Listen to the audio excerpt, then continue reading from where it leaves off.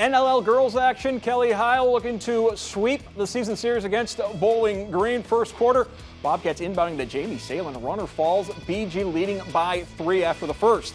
In the second, Cougars respond. Kayla Johnson on the fast break ahead to Julia Williams for the easy land. Just a 1-point deficit. Game remains close. Third quarter, Southview's Karis Barbo the steal, and she's off to the races. Fast break hoop giving Southview a 7-point advantage. In the fourth, Cougars pull away. Barbo finding Johnson for the easy bucket. It's a 10-point lead, part of a 17-5 run. Southview rolls to the 57-41 victory thanks to the fourth quarter effort on the defensive end. I think our pressure, we've been really working on trying to get people out of their comfort zone and moving the ball up the court. That was our main goal today. Yeah, for sure. We really have been trying to win a game and finish one. We've been really close against Perrysburg, Anthony Wayne. We just haven't been able to finish. So it's good to get a win under our belt.